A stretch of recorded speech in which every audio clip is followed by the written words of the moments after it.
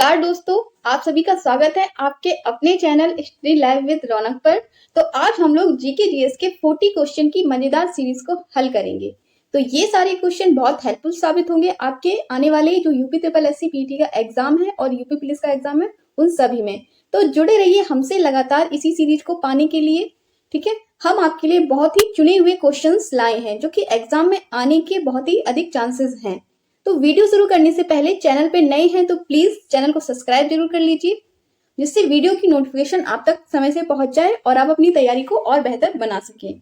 ठीक है, तो चलिए शुरू करते हैं अपने पहले क्वेश्चन के साथ, जो कि है आपका 1892 ईस्वी को उत्तर प्रदेश में राष्ट्रीय कांग्रेस का अधिवेशन किस शहर में हुआ था। आपके ऑप्शन है वाराणसी, इलाहाबाद, लखनऊ या मेरठ। तो इसका राइट आंसर हो जाएगा ऑप्शन नंबर सी। 1892 ईस्वी को उत्तर प्रदेश में राष्ट्रीय कांग्रेस का जो अधिवेशन है वो इलाहाबाद में हुआ था। कहाँ हुआ था? इलाहाबाद में हुआ था। और अगर बात करें तो ये कांग्रेस का 8वां अधिवेशन था। कितना? 8वां अधिवेशन था और इसकी अध्यक्षता व्योमेश चंद्र बनर्जी ने की थी। किसने की थी? व्योमेश चंद्र बनर्जी ने इसकी अध्यक्षता की थी। कहाँ की थी? इलाहाबाद में। ठीक है फ्रेंड्स, अपना हम नेक्स्ट क्वेश्चन लेंगे। क्वेश्चन नंबर 2 है आपका कि 1885 से 1947 के बीच उत्तर प्रदेश में कितनी बार भारतीय राष्ट्रीय कांग्रेस के अधिवेशन आयोजित हुए थे। तो इसका राइट आंसर हो जाएगा ऑप्शन नंबर सी, 9 बार। ठीक है, 1885 से 1947 तक कम से कम 9 बार जो है वो राष्ट्रीय कांग्रेस के अधिवेशन हुए हैं उत्तर प्रदेश में। चलिए नेक्स्ट क्वेश्चन लेते हैं। क्वेश्चन नंबर 3 है आपका कि 1858 ईस्वी में सैंधवकालीन स्थल आलमगीरपुर की खोज किस नदी के किनारे पर हुई है। ऑप्शन में है आपके यमुना, गंगा, सरयू या हिंडन। इसका राइट ऑप्शन है ऑप्शन नंबर डी, हिंडन नदी के किनारे जो है वो आलमगीरपुर की सभ्यता की खोज हुई थी। ठीक है, और अगर बता दें कि किस सन में हुई थी तो फिर 1958 में यज्ञदत्त शर्मा ने की थी। किसने की थी? यज्ञदत्त शर्मा ने इसकी खोज की थी। ठीक है, और किस नदी के किनारे? तो हिंडन नदी के किनारे। नेक्स्ट क्वेश्चन है आपका कि उत्तर प्रदेश में प्रथम बायोटेक पार्क कहाँ स्थित है। इलाहाबाद, लखनऊ, दुधवा पार्क या सारनाथ में। तो इसका राइट आंसर हो जाएगा ऑप्शन नंबर बी, बिल्कुल सही है। उत्तर प्रदेश में जो प्रथम बायोटेक पार्क है वो आपका लखनऊ में स्थित है। कहां पर स्थित है फ्रेंड्स? लखनऊ में स्थित है। क्वेश्चन नंबर 5 है आपका कि उत्तर प्रदेश की सबसे लंबी नहर है। ऑप्शन है आपकी घाघरा नहर, केन नहर, निचली गंगा नहर या शारदा नहर। तो इसका राइट आंसर हो जाएगा ऑप्शन नंबर डी, शारदा नहर जो है वो आपकी उत्तर प्रदेश की सबसे लंबी नहर है। ठीक है, और इसकी मतलब ये कब बनी थी? तो इसे 1928 में बनवासा नामक स्थान पे इसकी स्थापना हुई थी। ठीक है, कहाँ पे? बनवासा नामक स्थान पे, जो कि नेपाल के समीप पड़ता है। बनवासा नामक स्थान, वहां पर इसकी स्थापना की गई थी शारदा नहर की। ठीक है, क्वेश्चन नंबर 6 है आपका कि निम्नलिखित में से कौन सी उत्तर प्रदेश की पेयजल परियोजना है। तो इसका राइट आंसर हो जाएगा option number C, Gokul barrage परियोजना जो है वो उत्तर प्रदेश की पेयजल परियोजना है। ठीक है, क्वेश्चन नंबर 7 है आपका कि निम्नलिखित में किस अवसर पर उत्तर प्रदेश में सौहर्द लोकगीत का गायन किया जाता है। आपका ऑप्शन है बच्चे के जन्म पर, नामकरण, मुंडन या विवाह। तो राइट आंसर हो जाएगा कि सौहर्द लोकगीत जो है उत्तर प्रदेश में वो ऑप्शन नंबर ए आपका बच्चे के जन्म पर गाया जाता है। ठीक है, कब गाया जाता है? बच्चे के जन्म पर। क्वेश्चन नंबर 8 है आपका कि लठमार होली के लिए कौन सा स्थान प्रसिद्ध है। वृंदावन, गोवर्धन, बरसाना या गोकुल। तो इसका राइट आंसर है ऑप्शन नंबर सी, बरसाना जो है वो लठमार होली के लिए बहुत फेमस है। और ये आपका पड़ता कहाँ पे है? तो ये आपका मथुरा जिले में पड़ता है। कहाँ पड़ता है? मथुरा जिले में पड़ता है बरसाना, जहाँ की लठमार होली बहुत ही फेमस है। नेक्स्ट क्वेश्चन है आपका कि अयोध्या को प्राचीन काल में किस नाम से जाना जाता है। आपका ऑप्शन है अवध, कौशाम्बी, दशरथपुर या अयोध्या। तो इसका राइट आंसर हो जाएगा अयोध्या को प्राचीन काल में अयोध्या नाम से जानते थे। ठीक है, किस नाम से? अयोध्या नाम से जानते थे, जिसे अब हम अयोध्या के नाम से जानते हैं। नेक्स्ट क्वेश्चन है आपका क्वेश्चन नंबर 10 है कि उत्तर प्रदेश का राजकीय पक्षी कौन सा है।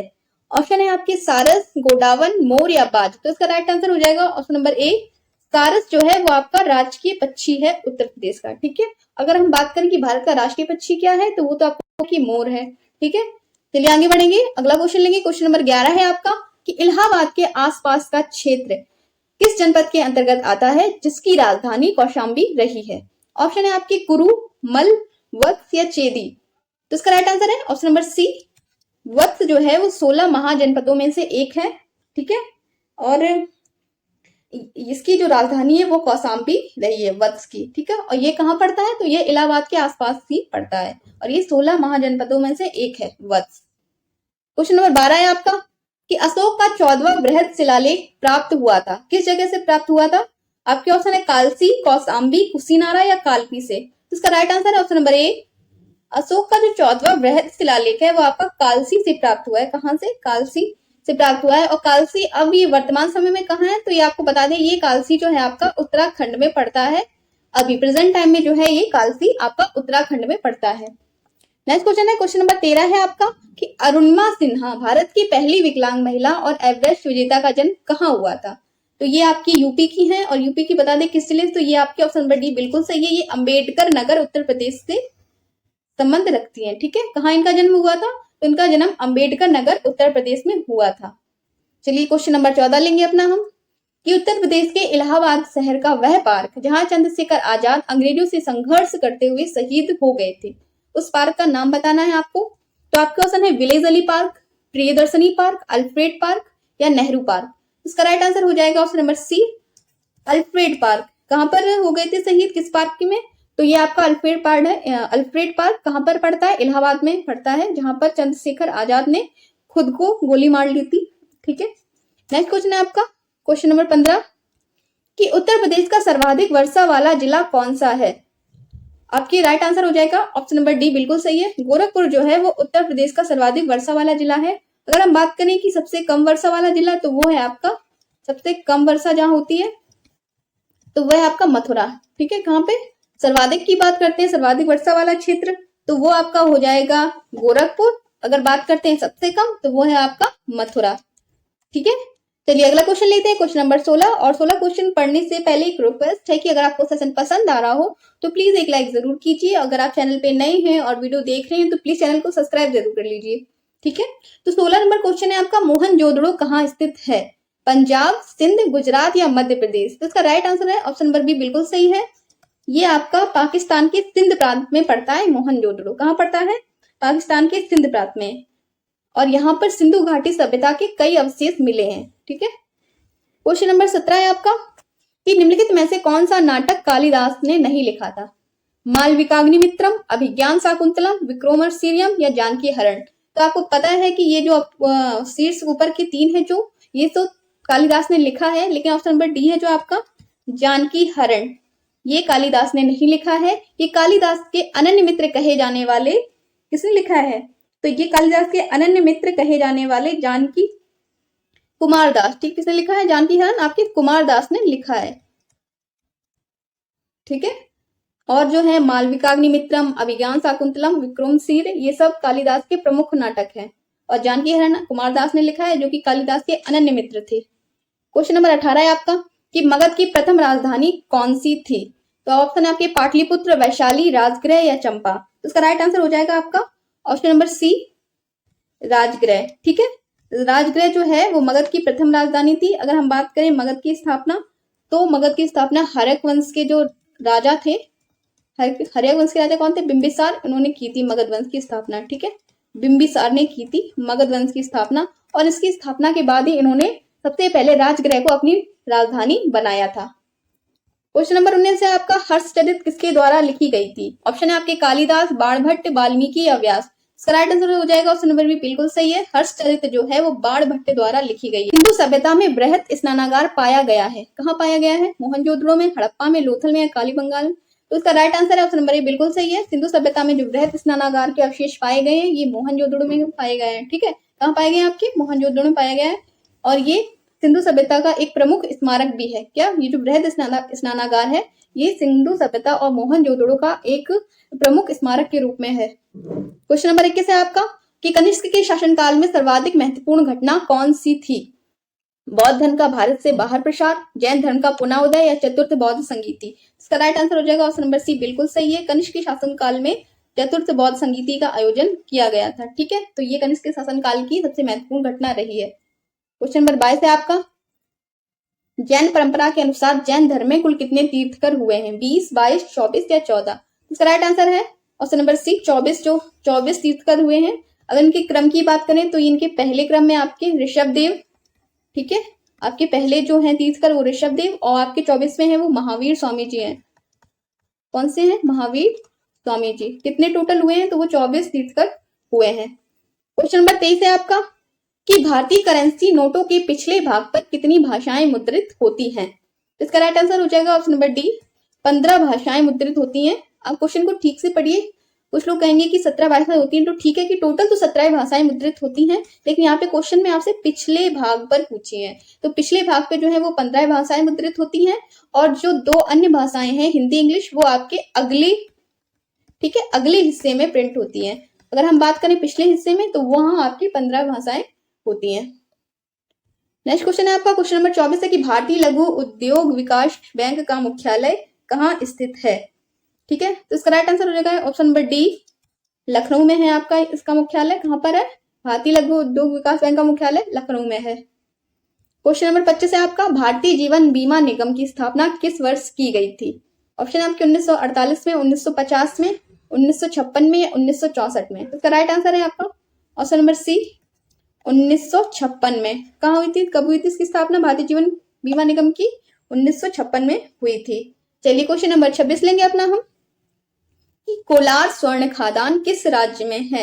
ऑप्शन है आपके आंध्र प्रदेश, कर्नाटक, मध्य प्रदेश या महाराष्ट्र। इसका राइट आंसर है ऑप्शन नंबर बी, कोलार स्वर्ण खादान आपकी कर्नाटक में पड़ती है। कहाँ पड़ती है? कर्नाटक में पड़ती है। और 1880 में एक इंजीनियरिंग कंपनी, कौन सी है अब वो engineering company? Firm John Taylor and Sons. ठीक है, कौन सी कंपनी है? Firm John Taylor and Sons को खुदाई का काम दिया गया था। ठीक है, कहाँ पे? कर्नाटक में। सोना निकालने का काम कर्नाटक से इस कंपनी को दिया गया था। कब दिया था? 1880 का।